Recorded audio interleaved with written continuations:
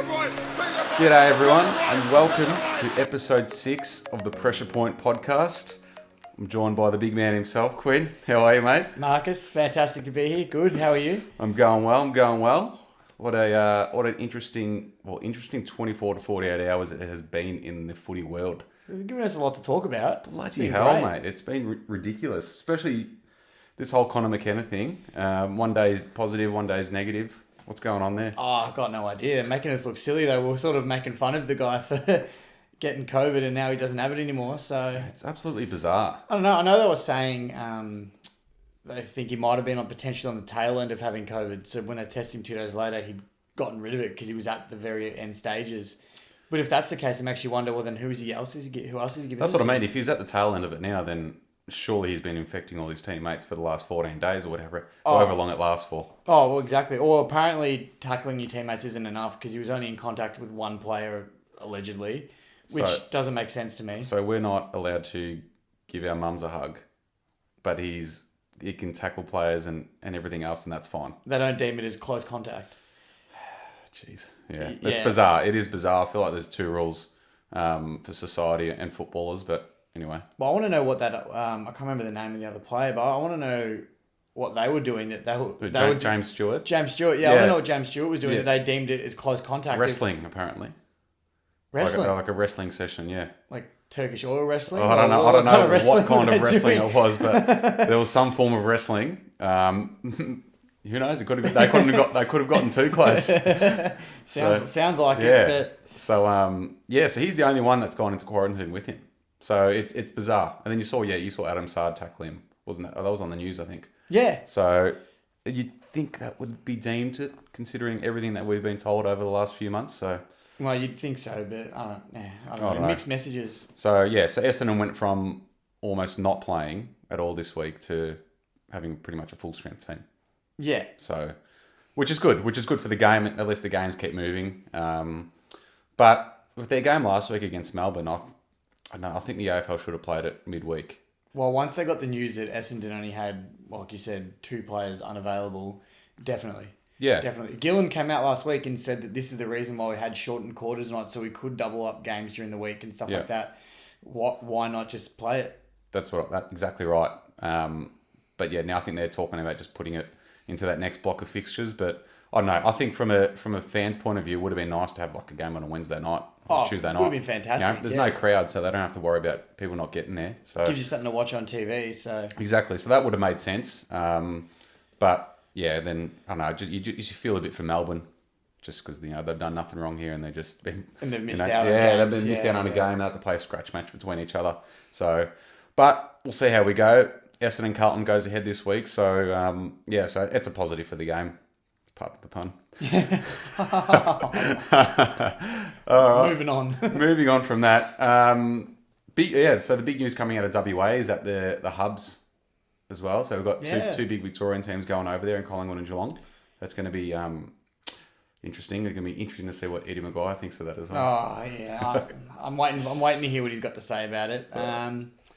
I think West Coast will be happy with that. They'll be ready. They'll be ready to go home after a few awful weeks up on the Gold Coast. So. Yeah, absolutely. And then they were talking about massive crowds there. So I think by round 7, they're going to have 60,000 at Optus Stadium. That would be huge. Which is ridiculous. And great for the game. Disappointing we won't have it here in Victoria because no one knows how to, go about lives properly. I don't think we're going to have crowds at all in Victoria for the rest of the season. Well, no. And if you go back 3 weeks ago, then it looked like we were going to have crowds. Yeah, they were talking about 10,000 people potentially by mid-July, end of July. Yeah. And now we've all thrown it downhill. Restrictions are coming back. We're going backwards in Vic, which is a shame because everyone was getting very excited about life going back to normal. But we're the biggest football state as well. So exactly right. Just in terms of us going to see the football, we were all excited. Yeah, exactly. But yeah, I guess it's a positive for the WA clubs and the South Australian clubs that they get to go back home at least, because it does look like they're both hating life up in Queensland. Big time. Big time. So, although I tell you what, it's funny, Geelong gets sent up to WA considering they fought for their home games in the Cattery and they lose one to Carlton and they get moved straight to West Coast. Oh, jeez, I'd love to hear Chris Scott talk about that. He's one of the biggest sooks in the game. And I've heard enough of him, especially the back end of last year when Geelong, he was pushing for Geelong to play finals at GMHBA. Oh. Like, mate, you get 35,000 there compared to the MCG, we can get 95 to 100. Yeah, like you understand you want to play your home game, which I can, I understand that completely. Yeah, exactly. But the AFL's looking at it purely from a financial standpoint, Exactly which right. you can't blame them. But grand finals played at the MCG, you need to be able to win there. Yeah, exactly. Well, I mean, prelim, Richmond versus Geelong, there was, 95, 96,000 there. Yeah, exactly right. Not to toot Richmond's horn, but because we're both there, imagine if you played at GMHBA. Yeah, exactly. 35,000. And you could argue the reason why Geelong even finish so high up on the ladder every year is because they play so many home games down there.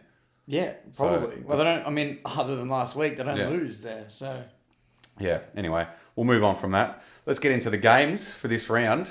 Round 4, Sydney Bulldogs, Thursday night. Interesting, I feel like the last few Thursday nights have been exciting, or they haven't been exciting games, but the build-up to them has been exciting. The build-up's been exciting, they've been promising. But this one, I don't know about it. What are your thoughts on it? Yeah, I don't really have much of an opinion on this one. It's just a bit of a, I don't know, it's Thursday night footy, good to watch. Anything to not watch Big Brother or Pooch Perfect with Rebel Wilson, so anything's good. But no, I think it'll be a good game for both teams because both coming off solid wins, so they're both probably looking to back it up. Yeah, well, it's going to be interesting to see how the Dogs go, whether they are back after their win last week or whether that was just a one-off. But it's hard to sort of to get too excited for this one. You could look at it's the grand final rematch for 2016, but that's all I'm getting from that one. Yeah, I was about to say that's a while ago. Looking back 4 years now, but it will be interesting to see if the Doggies can continue on what they did last week. But so hopefully that's not another Thursday night fizzer that they've been so far. But Friday night though does look a lot more promising. We've got GWS up against the Pies. This is more exciting. Yeah, for sure, definitely, especially after the prelim last year. I think Collingwood are going to be looking for a bit of revenge there. Well, arguably Collingwood should have won that game last year. They should have. Yeah. They shouldn't have lost that prelim, so they'll be looking to get back. And the Giants, I want to see if they can bring the physicality they brought to the Dogs last week, if they can bring it to the Pies. Yeah. Because the Pies so far haven't really come up against a physical side in terms of, Yeah, like a team that could beat them up. Yeah, you know what I mean? They've outplayed teams, but I want to see a team that wants to come in there and try and beat them up and see how they play against them. So, do you think that's what affected the Giants last week, though? Do you reckon they just went too hard at the man and not the game? I think a little bit. Yeah. But I think that's purely because of their raw emotions to the Dogs as well. They've got that rivalry now. Yeah. They all sort of... it's known they don't like each other. Mm. And the Giants have Toby Green back this week too, more than likely. So the teams haven't been released yet. But yeah.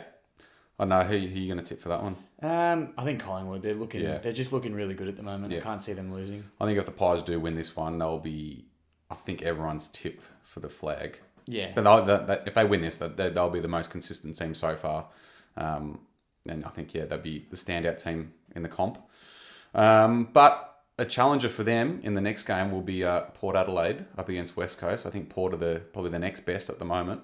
I think they're undefeated, aren't they? Yeah, they are undefeated. Yeah. So they've looked very good in all their games. And I think it's a good opportunity for them to make a statement against a West Coast team that, they should be playing a lot better than they are, but they are still, regarded as one of the best. So if Port can win that comfortably, I think then they'll be right up there with the Pies. Oh, definitely. Well, I mean, they're competing right now for top spot and also the stripes on the jumper. So they're really that's true. So they're it's really they're going all out for this one here. But this is really a must win for West Coast, you'd say, wouldn't you? They have to win this. They have to. I mean, I know they're going home in a couple of weeks, but they can't go 0-5 or whatever it is. No. They can't go winless in the Queensland hub, can they? No, I mean they're a good side against Port Adelaide, who aren't from there. Yeah. There's no excuse really. I mean, Port are a good side though. They are a good side, but West Coast should be as well. Well, yeah, precisely. But no, I think this will be a really good game because I feel like you've got that, that WA rivalry, or not WA rivalry, sorry, but that interstate sort of. Yeah. Probably the two others that are challenging, like Collingwood and Richmond. Yeah, exactly. So. It should be a good game. They'll probably both go pretty hard at it, but I still see Port winning this one. Yeah, I'm going to go Port as well. All right, next game on the Saturday, your boys, the Tigers, up against a team that's let us down here on the Pressure Point podcast. We've talked up the Saints, and they They just seem to be a little bit too inconsistent at the moment. Yeah, they just can't seem to find their legs. They get on runs, short spurts, look promising, and they don't really deliver. Yeah, and it's going to be a very good game. I think the Saints will really give the Tigers a run for their money. The way Richmond's been playing as well lately, and the Saints always get a jump on the Tigers at Marvel. Yeah. So I reckon it'll be a really good game, and also a notable mention: it is Maddie's match. It is Maddie's match. That's right. Yeah, be a bit different this year with no crowds, but I think it's still going ahead. All the all the donations and fundraisers and Maddie, all that sort of stuff is all going ahead. So if, I think it'd be a really good thing if everyone can go out there and donate even a couple of bucks, whatever you can spare to make it's a really good cause. Definitely. We'll still have a Rewald out there, even after his spray I gave him the other day. Forgiven him now, have you? Should still be out there. Well, I haven't forgiven him just yet, but he's still out there. I got told I shot Bambi. People, a few Richmond supporters promptly reminded me that he kicked 5 only 4 games ago in a grand final. So yeah, you got a few mixed reviews for that, didn't you? Yeah, definitely. Some people told me he's washed up. Other people told me, like I said, I shot Bambi. So no, I think he needs to come out and have a big one. For sure. Especially because of the situation. It's Maddie's match. It's his cousin. Emotions fly high in these sort of games. Yeah, so. And he's copped heat from a lot of people as well. So I think this is the game where he needs to really do something. Definitely. And Dusty going to be back. He should be. Yeah, he should be. He's training all week. It's more just whether or not he's still sore or not. That was the biggest issue. Yeah, I think physically he was okay, but he was just felt in pain. Yeah. Last week, but he should be back. Yeah. That's huge. But the player I'm most excited for actually is Dan Butler, former Tiger. See what he can do. Well, he had a really good game last week for the Saints. It'd be good to see how he comes out against his old side. And he's a good. We don't really have anyone to match up on him well. I don't think in the back line. Yeah. At the moment, maybe Nick Lawson or something like that. But I think he'll be good to see how he plays against his old club. Yeah, sure. Be a good game. I think I'm going to go for the Tigers. I'm not writing them off yet. Yeah, no, I'm the same. I know our engagement question last week was, or the other day was, have they fallen off their dynasty yet? I don't think so. So no, I'm going to go the Tigers as well. Yeah. All right, next another big game on the Saturday night. It's the two arch rivals, Essendon and Carlton.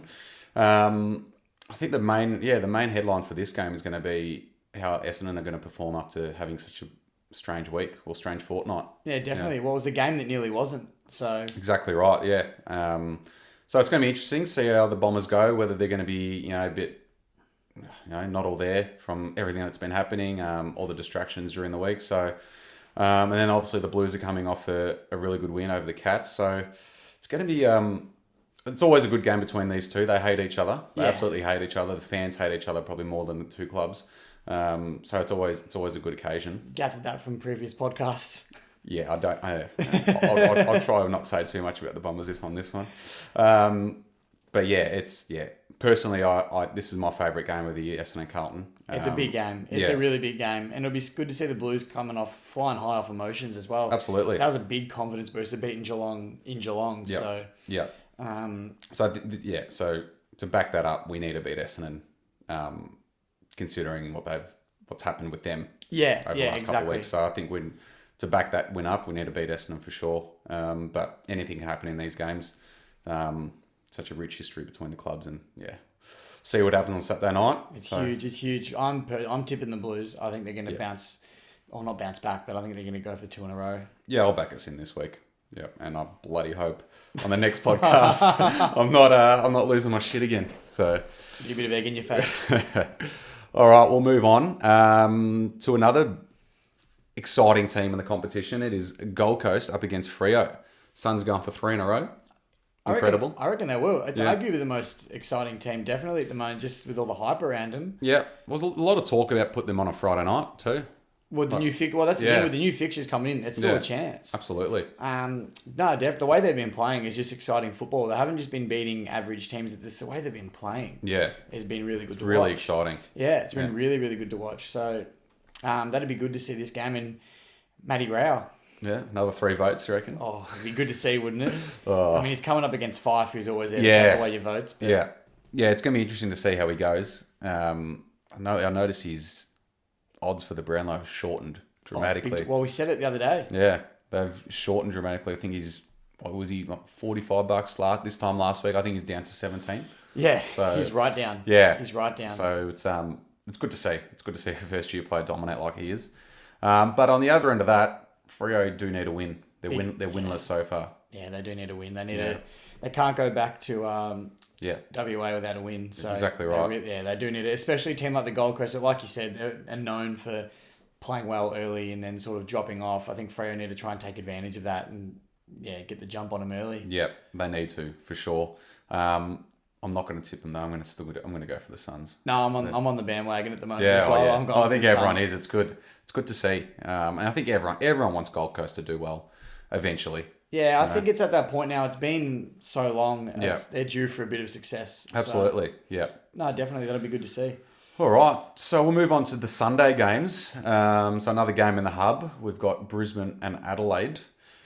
Oh, geez, the Crows have copped it during the week, haven't they? Oh. They have absolutely copped it, and rightfully so. They're at their lowest point in their history. I don't think they've ever been this bad.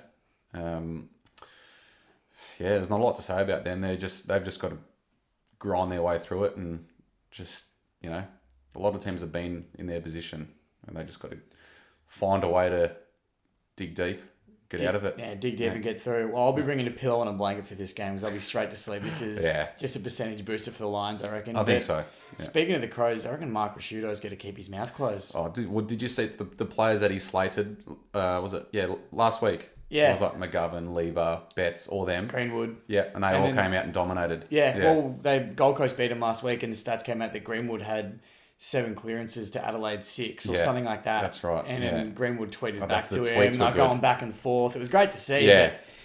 When I don't know, I can't remember what position he's got at the Crows, but he's pretty high up. He's high up. You've got to keep your mouth closed. You can't be on social media. When your team's in a bit of a rut like they are now, you can't. Yeah, he just needs to keep his mouth shut. You got to focus on football and developing his side, not fighting with other players on social media. Nah, it's not doing them any favours. And it's already shown that it's come to bite him on the arse as well.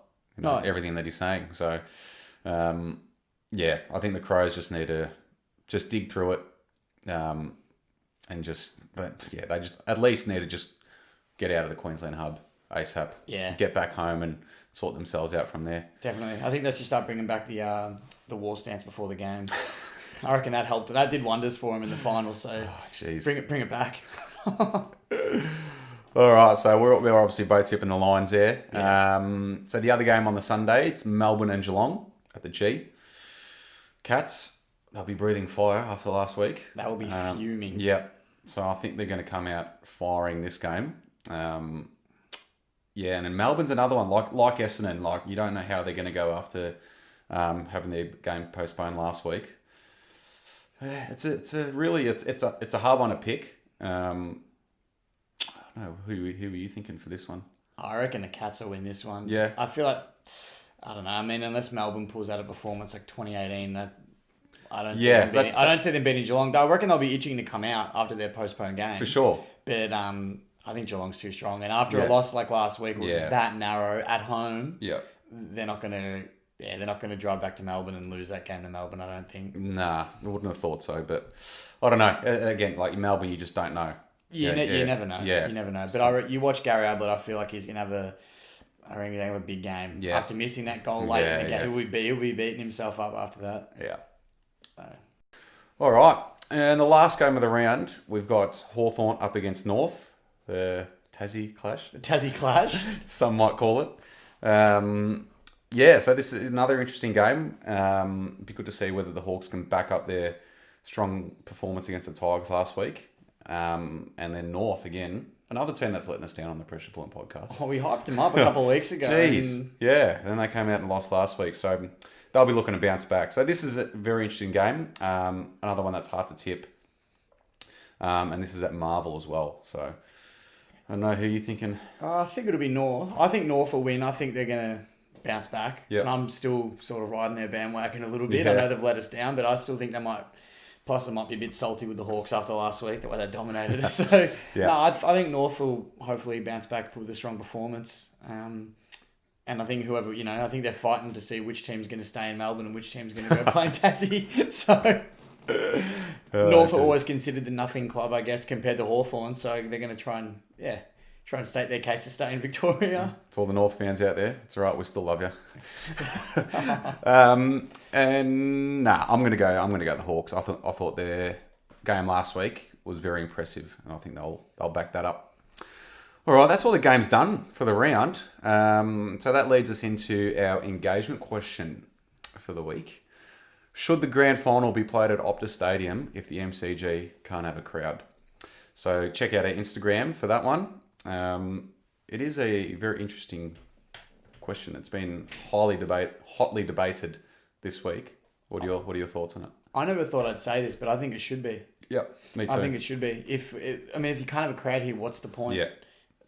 For the spectacle of on TV, it makes no difference. It'll look shocking having a grand final at MCG with no crowd. And I'm sure if you asked any of the players if they'd rather play at Optus with a crowd for the grand final or here with no crowd, they'd say Optus. They'd all in the heartbeat. They'd play Optus Stadium. Anything to have a crowd back at the footy, you need the atmosphere. I don't want someone kicking a point and then playing the fake crowd noises at the wrong time. Not in the grand final. It'd be shocking. Yeah. Not in the grand final. Absolutely. Yeah, I'd be all for that if they went there.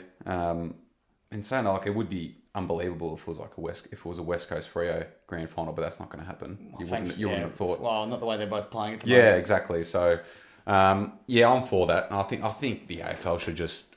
I don't know. I think it's a bit of a. a bit of like a power trip between the AFL and the rest of the country, really. The Victorians, they're like, no, it's tradition. They want to keep it at the MCG. They're like too scared to leave it or to move it from there. So. I don't know. I think they should definitely do it. Do you think if they move it and it becomes successful, that they'll think about playing it there in future years? That's the thing. That's probably what they're worried about, like the MCC and. Yeah, because I'm all for it this year, but then in future years when hopefully all this COVID stuff is over, I want it back at the G. Yeah, for sure. I don't want it over there. Yeah, exactly. I mean, that might be biased because I'm Victorian, but. Yeah. It's tradition. You know what I mean? I don't like breaking tradition. Yeah, absolutely. Especially with football. They try to change too many things at the moment, especially. I think the grand final is sacred. It's it's always been played. Well, as long as I've been alive, it's always been played there. So yeah. Now, hopefully, fingers crossed that it's only this year and not beyond that. Because we all footy belongs at the MCG and we all know that. Even those jealous Western Australians and South Australians. Yeah, deep down they know it. Deep down they know it. All right. Well, that's us. That's a wrap for episode 6. It's been good. It's been good. It's been enjoyable. It's always a pleasure. It's some big games this week, and we'll be back next week to review them all, and hopefully we get some. I'm sure there's going to be some more headlines that we're going to talk about come Monday. But there'll be some juicy topics. Don't worry about it. Oh yeah, just. Look out if Carlton loses to Essendon. That's all I'm going to say. Fingers crossed. That's all right. Well, that's it. And have a good weekend and hope your team wins.